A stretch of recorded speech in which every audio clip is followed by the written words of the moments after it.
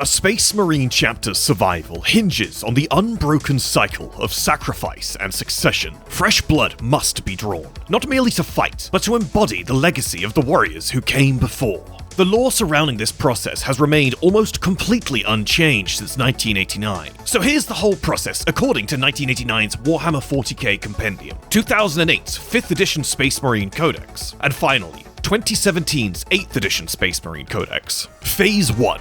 The aspirant, at a mere 10 to 12 years old, will be implanted with a second heart, referred to as the maintainer. This is the simplest and most self-sufficient implant. The secondary heart boosts the circulation of the aspirant, allowing them to survive better in low oxygen environments. It also acts as a redundancy organ, should the aspirant's primary heart be destroyed, letting the warrior fight on.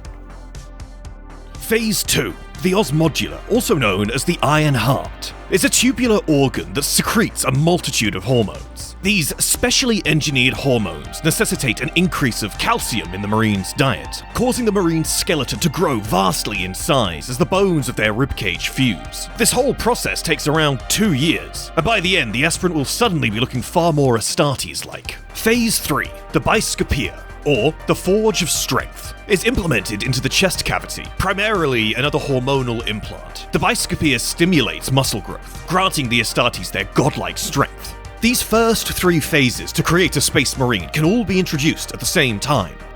Phase 4. At around 12 to 14 years old, an aspirant will be put back under the knife and implanted with the Hymastamen, also known as the Bloodmaker. This tiny organ is implanted into a main blood vessel that serves 2 purposes. The first is to regulate the hormones released by the implants from Phase 2 and 3. The second is to significantly alter the Marine's blood to make it more effective.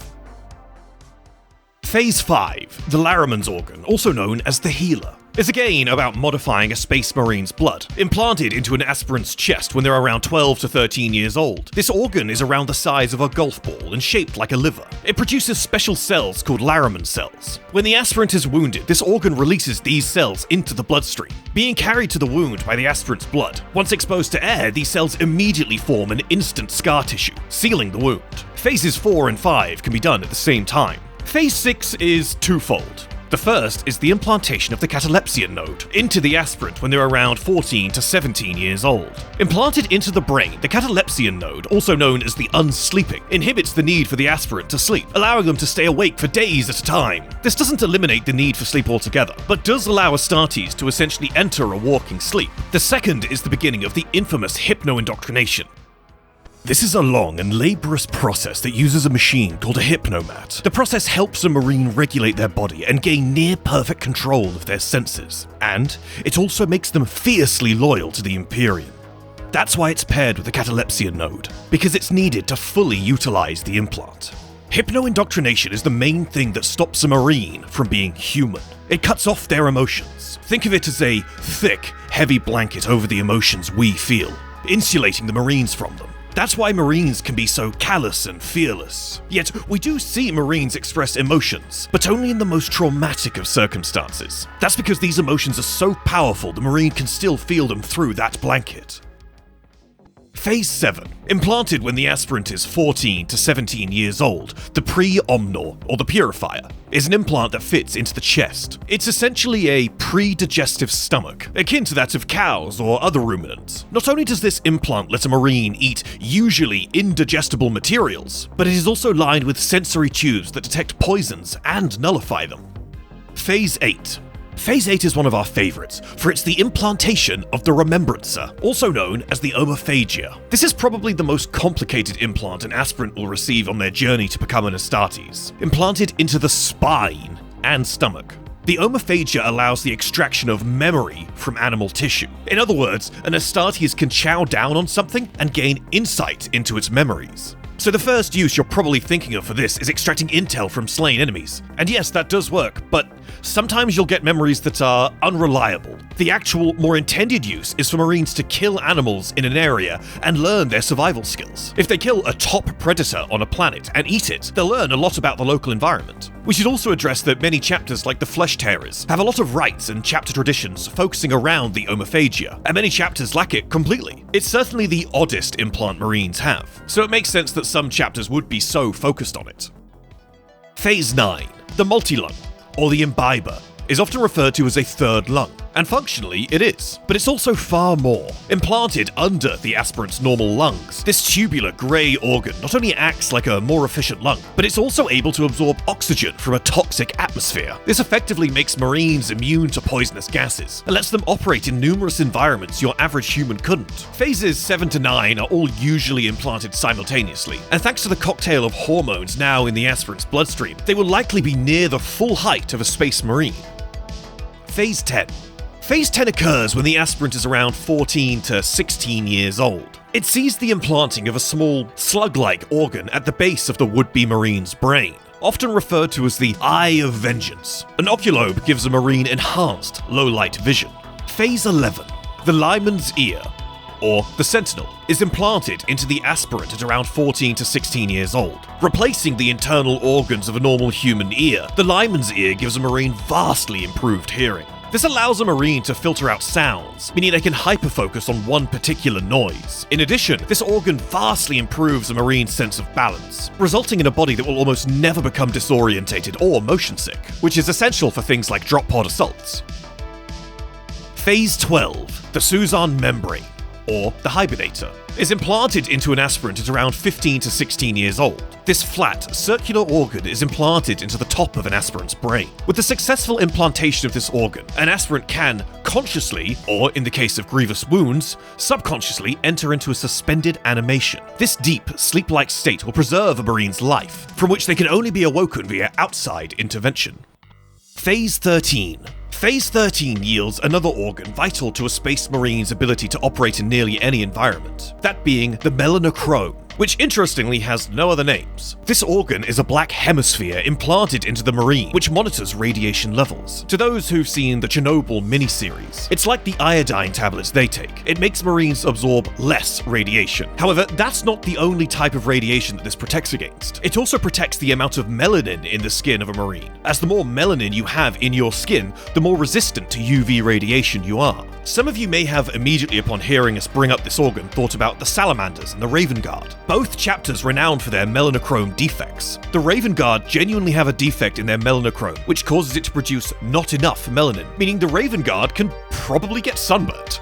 Meanwhile, the Salamanders have a perfectly functional melanochrome. However, their homeworld of Nocturne is so riddled with radiation, it causes their melanochrome to be permanently switched all the way up to the max. This does mean, say, if an Ultramarine lived on Nocturne for a prolonged period of time, they'd probably develop the same coal-black skin of the Salamanders. Phase 14. Next up is the Eulytic kidney, or the purifier. This red-brown, heart-shaped organ is implanted into the aspirant when they're around 14 to 15 years old. As a base function, it helps the circulatory system, regulating it and scrubbing the blood of toxins. Yet, when paired with a Marine's secondary heart, a new functionality is unlocked. Via hypno-indoctrination, a Space Marine can detox his entire system at will, constantly purging himself of all venomous toxins, and rendering them immune to toxic substances and other poisons that would be transmitted via their blood. Phase 15. The neuroglottis, or the devourer, can be implanted at the same time as the Eulytic kidney. Inserted into the back of a Marine's mouth, the neuroglottis is a Marine's personal food taster. Should the Marine eat something toxic, the neuroglottis will alert them the moment they give it a taste. It'll even let them identify certain chemicals, which can be very handy for tracking or investigations. Though possibly its most curious ability is to enhance a Marine's sense of smell, akin to the level of a dog's. Phase 16. Implanted when an aspirant reaches 16 years old, the mucranoid, or the weaver, is implanted into their lower intestine. The mucranoid has two functions. It, firstly, releases hormones that modify a Marine's sweat, making it thick and oily so as to help protect them against extreme temperatures. Secondly, it can be combined with the Suzanne membrane to turn the Marine's sweat waxy, creating an almost cocoon-like coating that can even survive in the vacuum of space. We know from Imperial Armor Volume 12, The Fall of Orpheus, that it is in fact this very organ that saved the life of Asterion Malok, the legendary chapter master of the Minotaurs, when he was badly wounded on a Necron warship and subsequently jettisoned into space, where he was later retrieved by his chapter and restored to good health. It is likely this waxy seal in large part and his indomitable will that let him survive.